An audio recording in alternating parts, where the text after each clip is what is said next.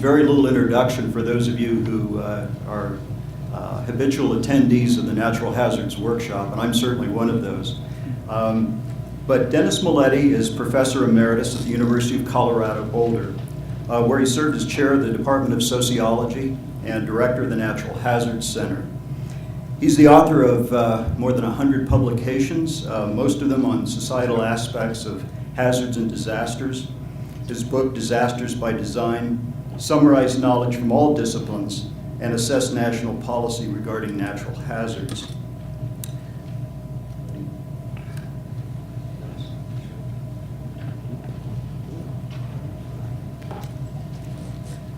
Good morning.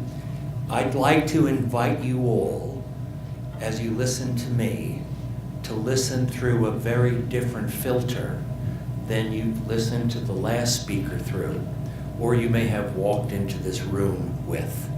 So I'd like to take a minute and do a brief exercise with you to help put that different filter on. Is there anyone here not willing to do the exercise? Raise your hand. Okay, seeing no objections. Let me invite you all now to close your eyes and remember the time when you were in 3rd grade. Remember walking home or coming home from school, crossing your front lawn if you had one to the front door, going shopping with whoever your caregiver was, mom or dad perhaps, at the local mall, driving on the freeway, sitting in the back seat of the station wagon, etc. Coming back home, dinner being put on the kitchen table, and you're eating it, and it was liver. Okay, open your eyes. I'm going to talk about those people. I'm not talking about federal agencies, state bureaucracies. I'm not talking about different technological applications. I'm talking about those people and the social psychology of earthquake or early warning and what it means for its utility, its usefulness, and the potential payoff it may have, not only for California, but America. Earthquake early warning systems, as they're conceived, being born to, and grow into maturity, are inherently a sociological affair. The purpose is to change the behavior of people and the machines that they operate or have say over. So since the objective of the system is to alter the behavior of people, they are inherently a social science issue.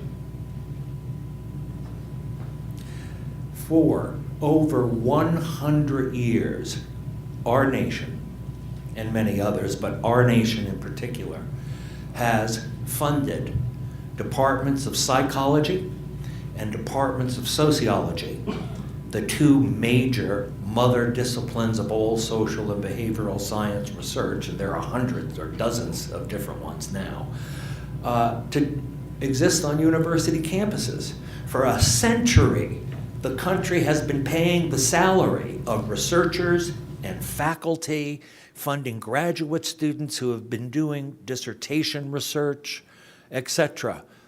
Undergraduate lectures, master's level seminars, PhD level seminars. For 100 years, doctoral dissertations in psychology and sociology have been written, defended, revised, and submitted.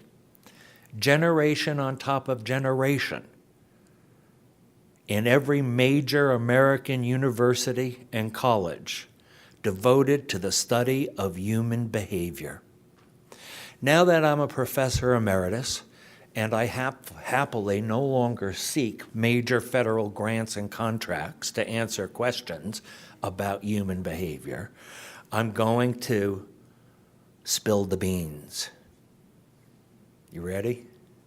We have human beings figured out. You may not, We do. We understand the human animal.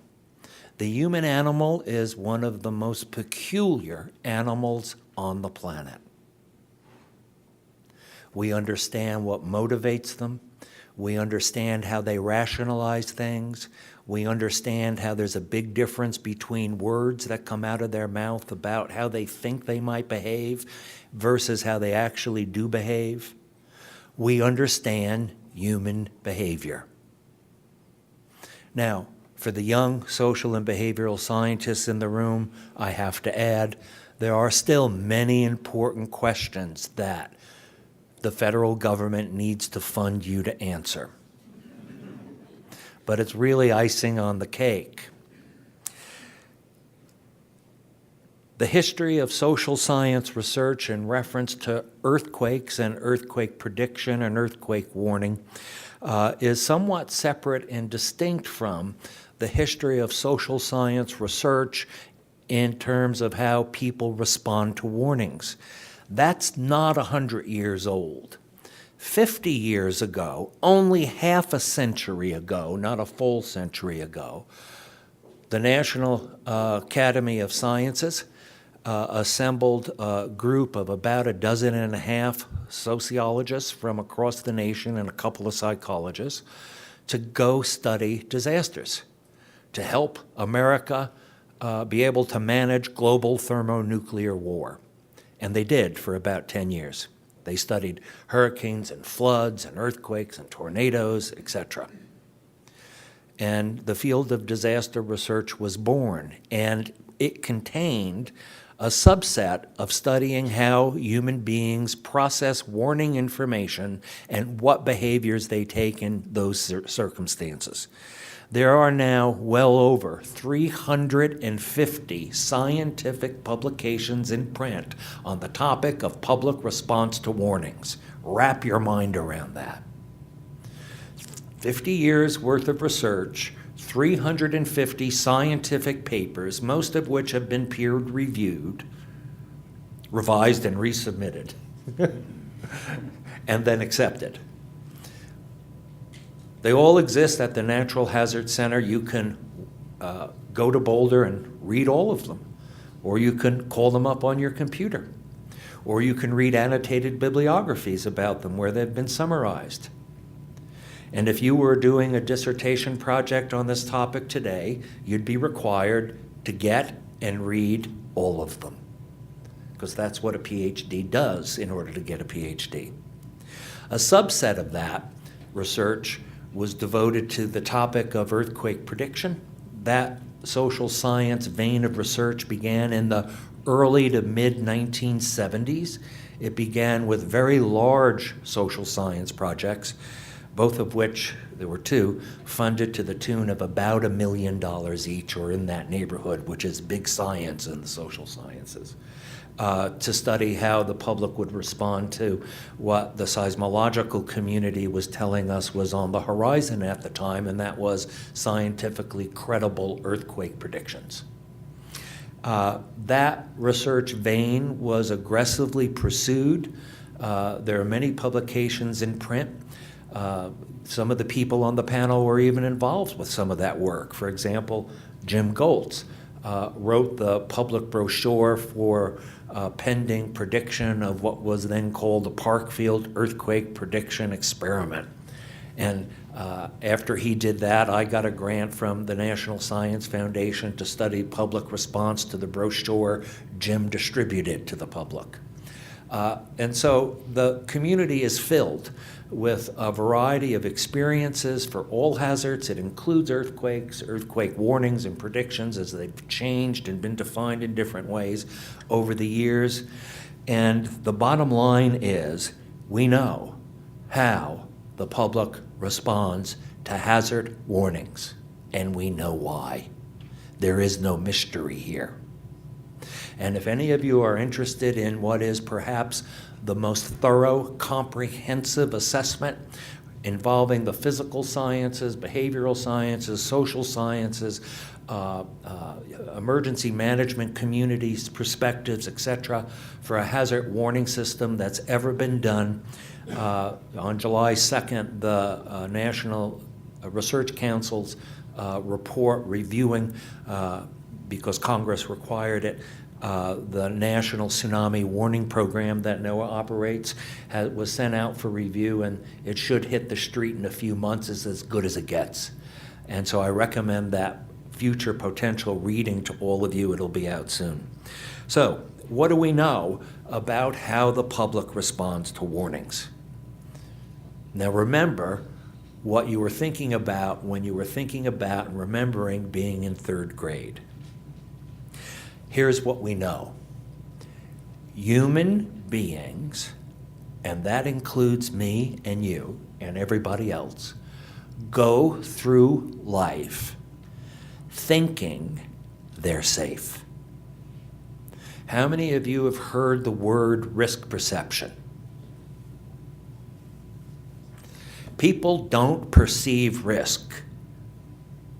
They're willing to answer questions if somebody asks them questions about risk. That's called risk perception, but human beings don't perceive risk. Human beings actually think they're safe. So let me do a survey. How many of you took an airplane to come here? Okay, good. How many of those of you who raised your hand know that airplanes from time to time can crash? Okay, good. How many of you believed that the plane you took to come here would crash while you were on it? Get my point? So, when the public is presented with a warning, the battle that must be fought, and it is a hard one, upward head battle, is to convince people who think they're safe that they're at risk. So much so that they must engage in a protective action. This is not an easy battle in a sea of misinformation where most people think if you give the public a warning, they're going to panic. Public's never panicked in response to warnings that any social and behavioral scientist has ever documented. It's not happened. It's a myth. It comes from Hollywood movies because it sells tickets. Or misinterpretations by people who aren't trained to study human behavior about what they're observing. For example, if someone goes outside their house in an earthquake, somebody who's not a trained social or behavioral scientist may think that's panic. It's not. It's somebody doing what they think is appropriate to do. That's really the fault of a lack of appropriate public education. So, how do you convince people that they're at risk? The same way you convince them to buy Coca-Cola. You have to get through very thick skulls. And how do you do that? People need to be given a